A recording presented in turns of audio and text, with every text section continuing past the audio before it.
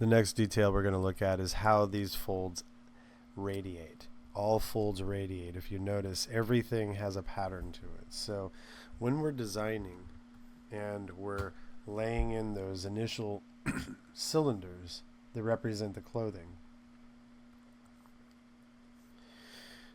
the next thing we're going to do is look for those points of tension, and then everything from there, from the point of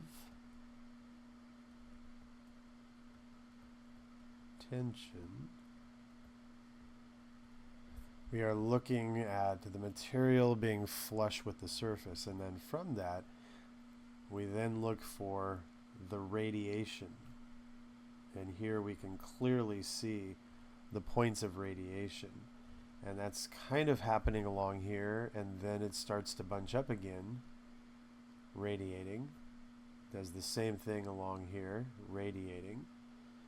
Does the same thing at the knee, over here, radiating. Let me get rid of those two lines here. They're radiating this way. And then off of the kneecap, which is shaped like this, we have folds coming off of each distinct corner. The bottom is like this, and that's where we're getting the heaviest pipe fold falling from. Then this corner, then this corner. There is an architectural rhyme and reason for everything happening here. And its primary emphasis is rooted in the design of what's underneath. And this is why, again, the human form is so important to learn. This is why it is so important to study the figure as often as possible, because everything we do has it sitting right underneath it. Everything that we draw is influenced by it in some way. So all of these radiating lines, they're all radiating. And what happens with radiating lines is it creates triangles.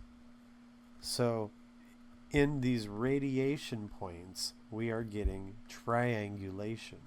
And in fact, you can see that in every fold on the body. There are no folds that are any less than a triangle. We don't have square folds like this. We will have rhomboid-like folds where the material might have little intermittent pipe folds connecting the upper and the lower half together, bridging them together. But even those are going to have a much wider side and a narrower side, causing them to feel triangular in their construction. So the triangle now is our friend. We look for it all the time. In every radiating form, we are looking for the triangle. We are looking for the triangle. No parallel lines will ever exist within any of our folds now. And the triangles, they also exist in these other photos. Let's bring the other ones up.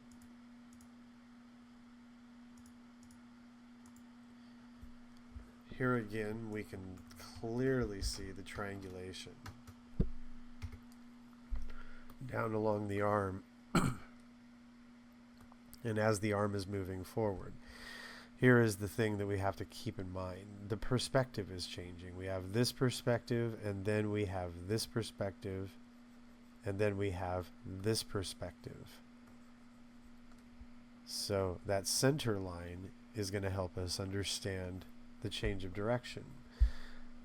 Once we get all of those pipe folds designed, then we start searching for the triangles. And notice how pretty much everything is clearly a triangle. Now, why is this? The material has relaxed points within it. It has all this. So because we're a cylinder, again, the material can only go outward in both directions so far. There is the tension point, and the tension point is usually a singular point. Along the shoulder, it's a singular point as a rooftop. Around the neck, around the elbow, around the wrist, the knees, the hips. On the female, the breast. On the male, who's really developed the breast edge as well. The knee, the ankle. Joinery. Anywhere something changes another direction drastically, that's where we have tension points. With the tension point, you have radiation coming from it, and you can already see what's starting to happen. We have a triangulation taking place. The more loose fabric there is, the more triangles there will be. And all of the triangles are intermittent, if you can see it along here. You can almost find a pattern within them, although it is not that consistent. And then you develop the pattern over the dimensions, the directions. That's why you build these ellipses. These ellipses start your triangles. And then from there, you build the rest of the architecture off of those ellipses, and that resolves for you the triangulation of the material. This goes back this way. This goes back in the same direction this way. There's my triangle. Here's my pipe. Here's my pipe. Changing direction, and then becoming the heavier material, flat against the body, etc. And that's how we design it all over the body. It's all triangles. Tension points and triangles. Triangles have tension points. The tension points have radiation. The radiation is what causes the triangulation.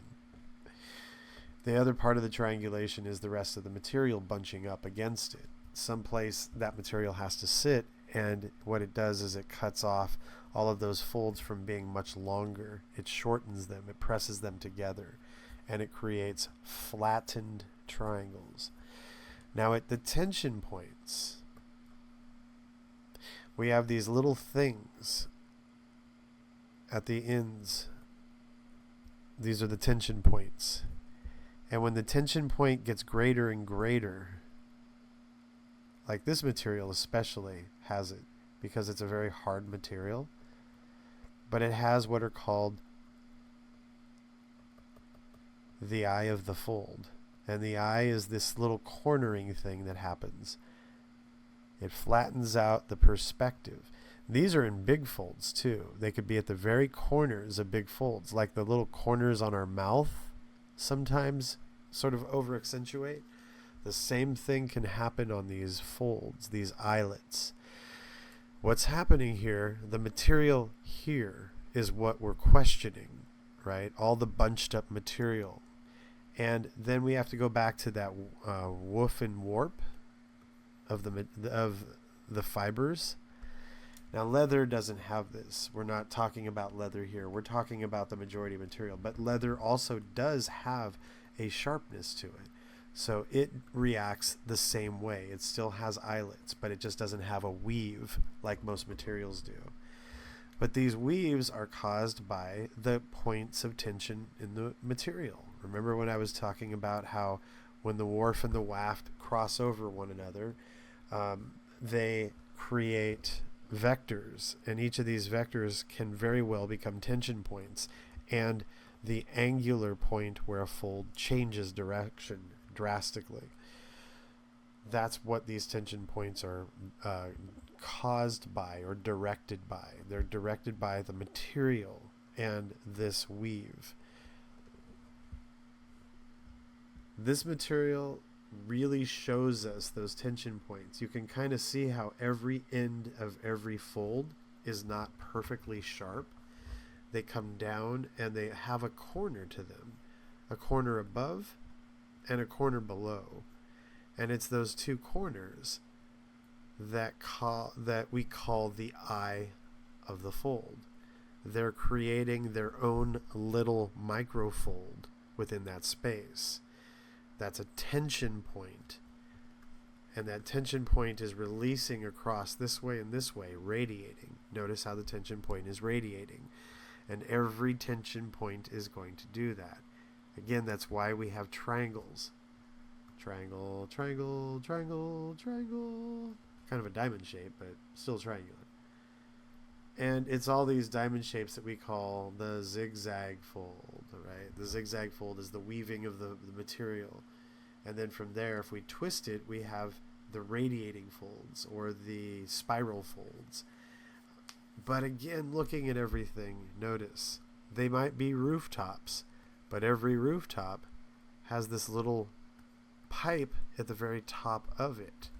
Every fold is a pipe fold. Every fold has a tension point and points of radiation. Every fold is triangular in some way, or angular, heavily angular in some way. And every fold has an eye to it if it has a tension point. The tension point is caused by the material. The tension point is caused by no more directional, no more excess. So like these folds cannot go any further outward because they're governed by the back of the sleeve. So because of that, they form tension points where the material gets sharper and sharper because it cannot do anything more than continue to rise. And as it continues to rise, it does something like this, and it gets sharper. But it never quite gets angular because material is continuous, so it curves up and over the tops. So now we know that we have radiating forms, we have radiating points, we have tension points, major ones like the elbows, knees, etc., minor ones between the folds where there are corners. For every tension point, we have lines of radiation, and as those radiation lines go out, they turn into tension points, and those tension points might sometimes have what are called the eye of the fold in them. The eye of the fold are these little corners where the material is folding over at the vector points from the different weaves crisscrossing over one another. All of this stuff logically goes together. Now it's just up to us to figure out a process to putting it all together so that it makes this a really easy thing to get to the rendering.